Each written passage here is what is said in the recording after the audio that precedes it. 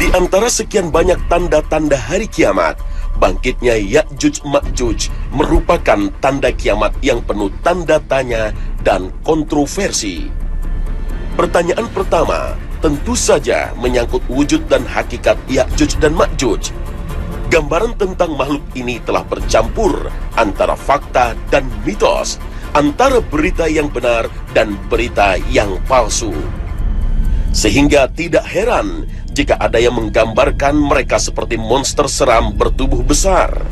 Ada pula yang melukiskannya dengan sosok bertaring, bertelinga panjang dan pendek. Sebagian bahkan meyakini Ya'juj Ma'juj bukanlah manusia, tapi makhluk jadi-jadian. Selain tentang hakikat Ya'juj dan Ma'juj, muncul juga perdebatan tentang kehadiran mereka dalam kisah Raja Zulkarnain, serta tembok yang dibuat sang raja untuk mengurung mereka. Jika memang benar tembok itu masih ada, di manakah lokasinya? Apakah tidak pernah ada manusia yang menemukannya? Atau barangkali tembok itu telah hancur? Kalau begitu, di manakah sisa reruntuhannya? Dan di manakah Ya'juj dan Ma'juj sekarang? Atau jangan-jangan tembok yang disebut itu bukanlah dalam makna yang sebenarnya, tapi sebuah tembok gaib yang menjadi tabir penghalang alam mereka dan alam manusia.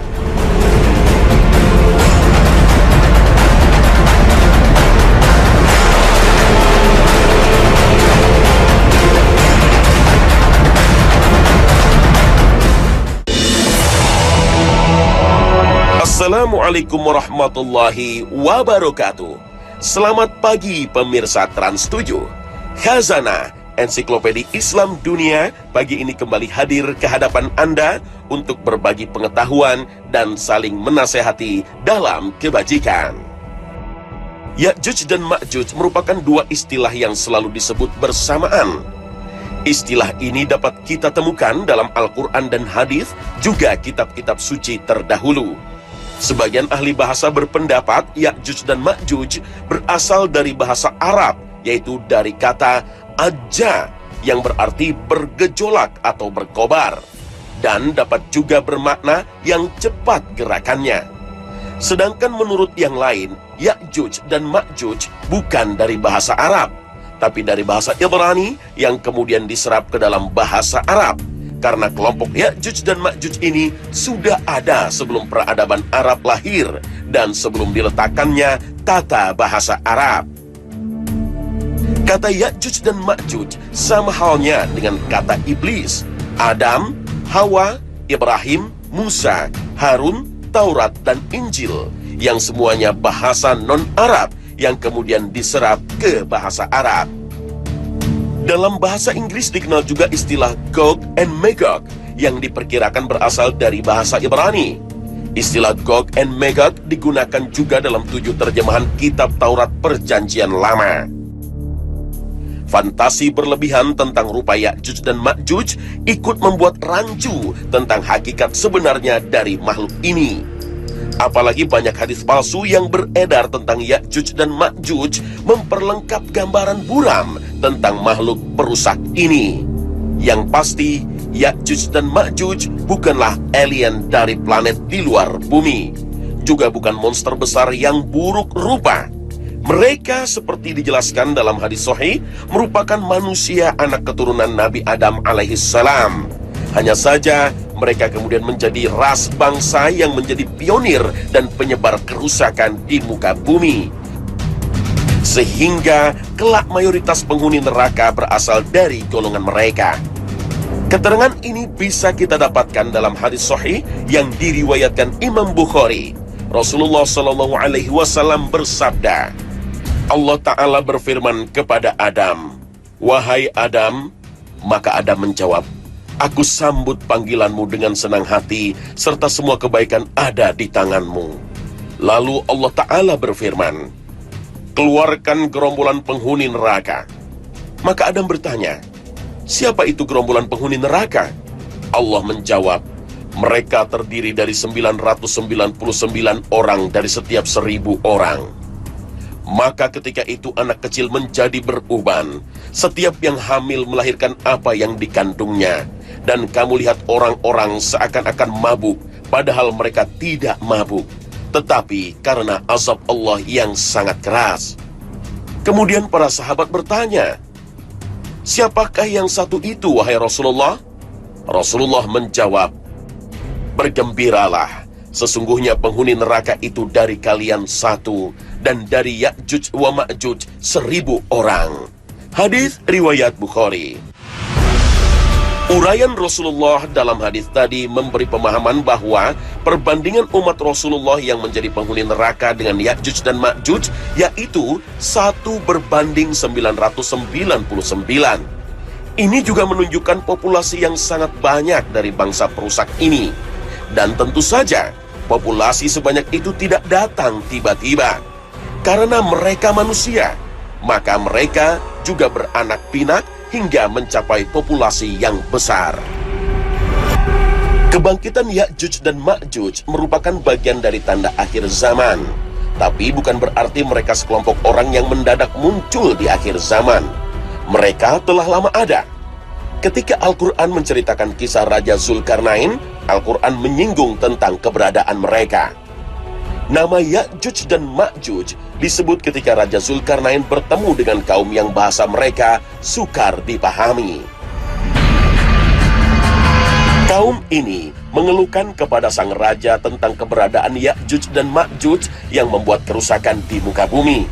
Kaum ini meminta kepada raja agar membuat dinding antara dua gunung yang akan membatasi gerak dari Ya'juj dan Ma'juj. Dialog antara Zulkarnain dan kaum ini Allah kisahkan dalam surat Al-Kahfi.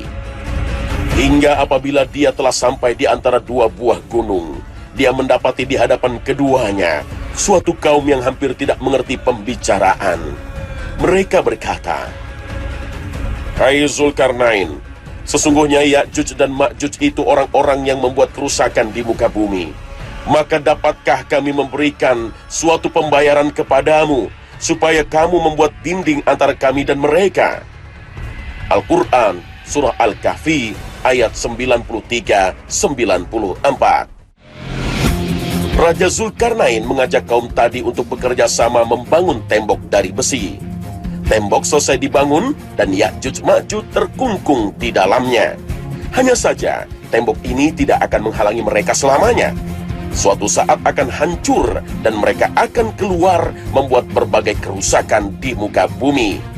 Kisah ini juga Allah Ta'ala ceritakan dalam surat Al-Kahfi. Zulkarnain berkata, "Apa yang telah diberikan oleh Rabbku kepadaku lebih baik, maka bantulah aku agar aku membuatkan dinding antara kamu dan mereka. Berilah aku potongan-potongan besi, hingga apabila besi itu telah sama rata dengan kedua puncak gunung itu." Zulkarnain berkata, "Tiuplah api itu." Hingga apabila besi itu sudah merah seperti api, dia pun berkata, "Berilah aku tembaga, agar kutuangkan ke atas besi panas itu." Maka mereka tidak bisa mendakinya, dan mereka tidak bisa pula melubanginya. Zulkarnain berkata, "Ini merupakan rahmat dari Robku. Maka apabila sudah datang janji Robku, dia akan menjadikannya hancur luluh, dan janji Robku pasti benar." Al-Quran, Surah Al-Kahfi, ayat 95 hingga 98. Selain sifat tamak, rakus, dan merusak yang ditunjukkan oleh Ya'juj dan Ma'juj, mereka juga sangat sombong dan takabur. Apa saja yang mereka lewati akan mereka eksploitasi, sehingga semua menjadi rusak. Bahkan dikisahkan dalam hadis sahih, mereka menjadi penyebab keringnya air danau Tiberias, yang sekarang masuk dalam wilayah pendudukan Israel. Mereka juga membunuh manusia yang tidak sesuai dengan prinsipnya. Bahkan tidak hanya itu, kesombongan mereka sampai pada menantang penduduk langit. Inilah kesombongan yang luar biasa dari Ya'juj wa Ma'juj. Kemudian mereka berjalan dan berakhir di Gunung Humar, yaitu salah satu gunung di Baitul Maqdis. Kemudian mereka berkata, "Kita telah membantai penduduk bumi, mari kita membantai penduduk langit." Maka mereka melemparkan panah-panah dan tombak-tombak mereka ke langit. Maka Allah kembalikan panah dan tombak-tombak mereka dalam keadaan berlumuran darah. Hadis riwayat Muslim. Mereka menyangka pencapaian mereka itu telah mengalahkan penduduk langit. Sama sekali tidak. Allah memberi mereka istidraj atau kemudahan berbuat dosa sehingga kelak akan Allah binasakan sekaligus. Lepasnya Ya'juj dan Ma'juj merupakan salah satu dari tanda semakin dekatnya hari kiamat. Dan ketika mereka menguasai dunia, tak ada yang sanggup menghentikan mereka, termasuk kaum muslimin yang bersama dengan Nabi Isa alaihissalam. Untuk menghancurkan mereka, Allah mengirim sejenis ulat yang menyerang leher mereka yang menyebabkan mereka binasa. Mayat-mayat bergelimpangan dan bau busuk menyengat. Untuk membersihkan itu semua, Allah mengirim burung-burung yang membawa mayat-mayat itu dan mengirim hujan untuk membersihkannya. Keterangan dari Al-Quran dan hadis tidak menyebut dengan tegas tentang hakikat Ya'juj dan Ma'juj. Secara garis besar, Al-Quran dan hadis berbicara tentang lepasnya mereka menjelang kiamat. Sehingga para ulama, ahli tafsir, dan sejarawan senantiasa berijtihad untuk memahami hakikat mereka dan kaitannya dengan realitas saat ini. Secara umum ada dua pendapat tentang Ya'juj dan Ma'juj. Pendapat pertama meyakini bahwa mereka masih terkurung dalam benteng yang dibuat oleh Zulkarnain, dan kelak setelah Nabi Isa bangkit, barulah mereka dilepaskan. Sedangkan pendapat kedua meyakini bahwa Ya'juj dan Ma'juj telah lama lepas dari benteng yang mengurungnya, dan saat ini mereka ada di tengah-tengah kita, merusak segalanya tanpa kita sadari. Para ulama, ahli tafsir, dan sejarawan yang mengatakan Ya'juj dan Ma'juj telah lepas, juga berbeda pendapat tentang sosok Ya'juj dan Ma'juj ini. Imran Hussein, seorang pakar studi akhir zaman dari Trinidad, dalam bukunya An Islamic View of Gog and Magog in the Modern World mengungkapkan bahwa Ya'juj dan Ma'juj telah lepas, dan lepasnya mereka berkaitan erat dengan suatu kaum dan suatu negeri. Wilayah manakah yang dimaksud dan siapakah kaum tersebut? Kesimpulan tersebut bisa ditelusuri dengan memperhatikan kembali surah Al-Anbiya ayat 95 dan 96 yang berbicara tentang Ya'juj dan Ma'juj. Terdapat larangan pada sebuah kota yang telah kami binasakan, bahwa mereka akan pernah kembali sampai Ya'juj dan Ma'juj dilepaskan dan mereka menyebar ke segala penjuru. Al-Quran, surah Al-Anbiya ayat 95 hingga 96.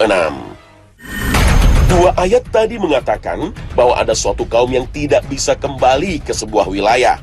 Hingga dilepasnya Ya'juj dan Ma'juj, barulah mereka bisa kembali. Dari seluruh hadis yang telah diteliti tentang Ya'juj dan Ma'juj, hanya satu wilayah yang terkait dengan mereka, yaitu Al-Quds atau Yerusalem.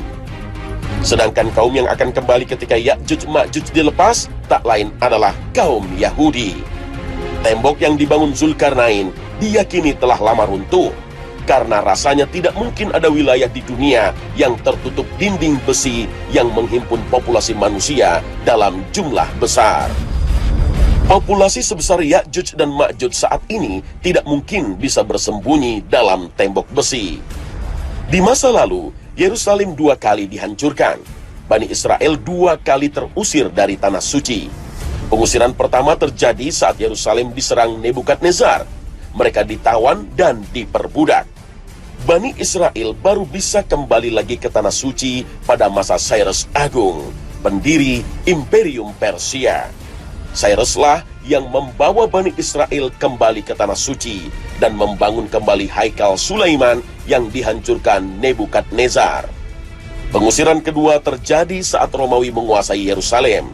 Romawi mengusir, mengasingkan, dan memperbudak mereka keluar Yerusalem. Dari sinilah kisah diaspora Bani Israel bermula.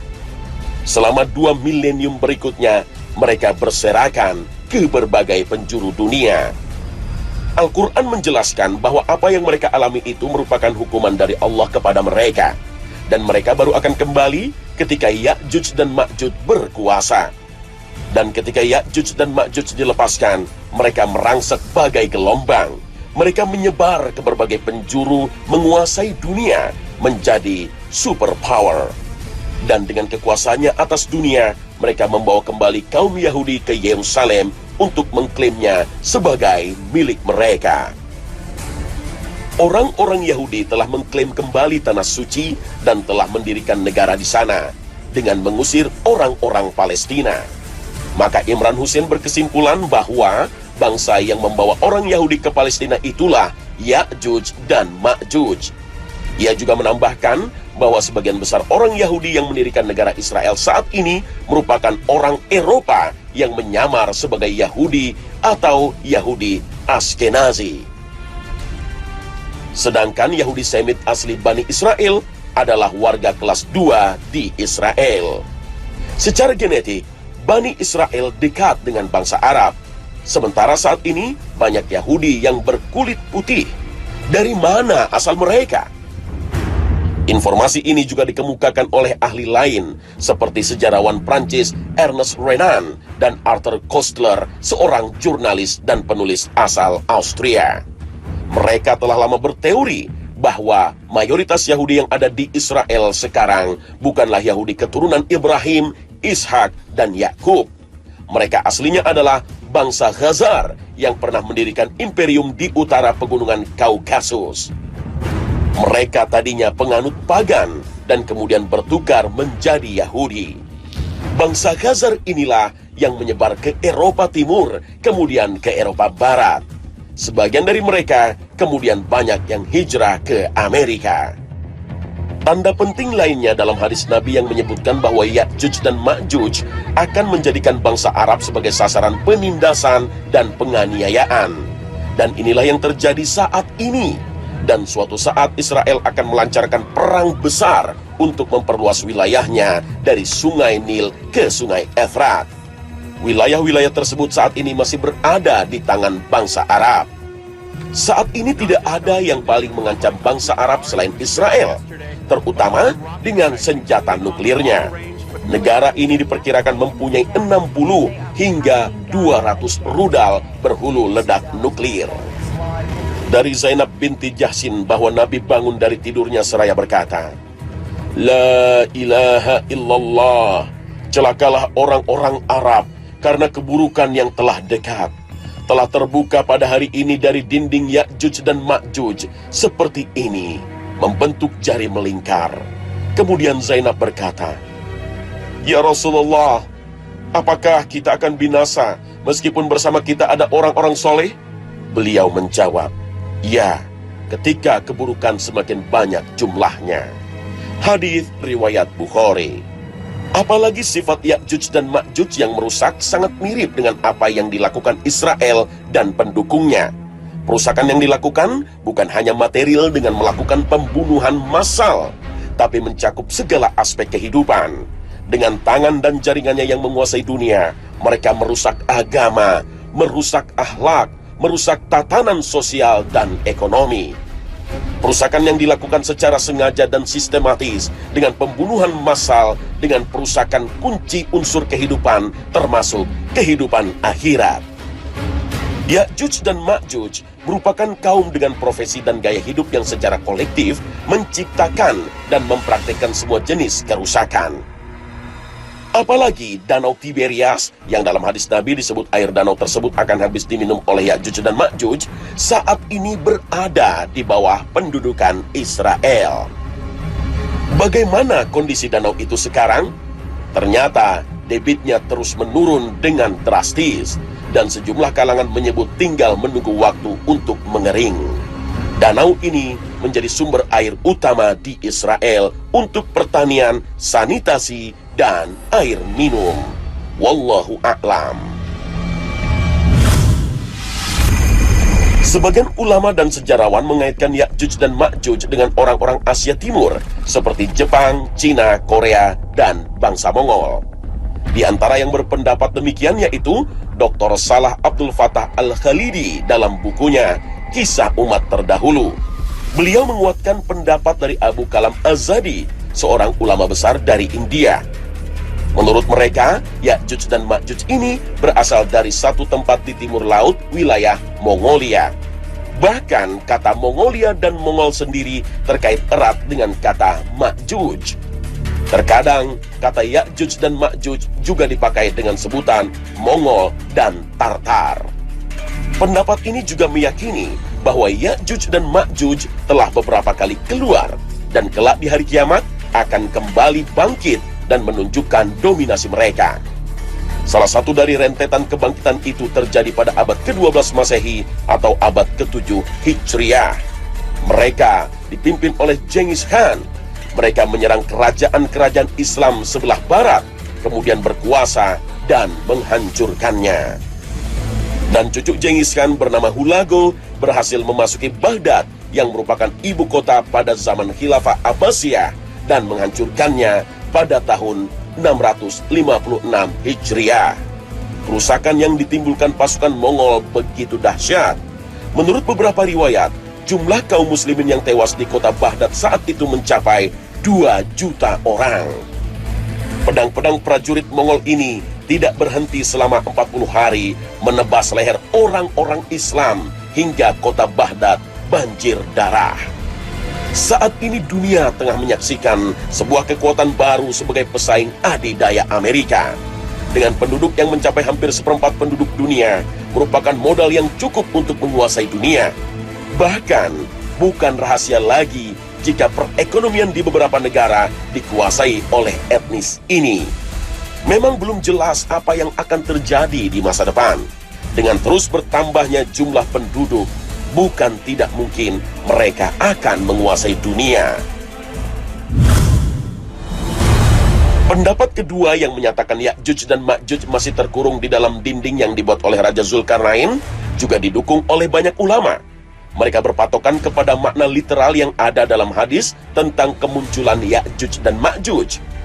Munculnya Ya'juj dan Ma'juj termasuk tanda-tanda kiamat besar. Hadis menyebutkan bahwa kemunculannya Ya'juj dan Ma'juj terjadi setelah Nabi Isa alaihissalam membunuh Dajjal. Nabi Isa jugalah yang berdoa kepada Allah Ta'ala agar membinasakan Ya'juj dan Ma'juj. Allah pun lantas membinasakan mereka dengan mengirim ulat yang membinasakan mereka, serta mengamankan negara-negara dan hamba-hambanya dari kejahatan Ya'juj dan Ma'juj. Sedangkan saat ini, Dajjal dan Nabi Isa saja belum muncul. Bagaimana mungkin Ya'juj dan Ma'juj telah lepas? Tidak ditemukannya dinding tempat dikurungnya Ya'juj dan Ma'juj sampai saat ini bukanlah alasan untuk mengatakan Ya'juj dan Ma'juj telah lepas. Memang banyak pencapaian yang telah didapat manusia dengan teknologi canggih, tapi banyak juga sesungguhnya hal yang belum diketahui manusia. Kalau kita sudah berniat untuk memenuhi janji, maka katakanlah insya Allah.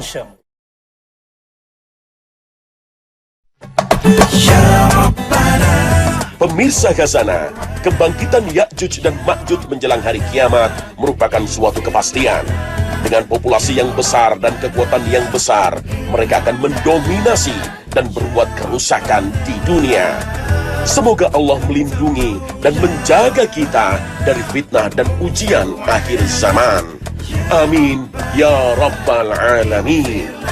Terima kasih atas perhatian Anda dan wassalamualaikum warahmatullahi wabarakatuh.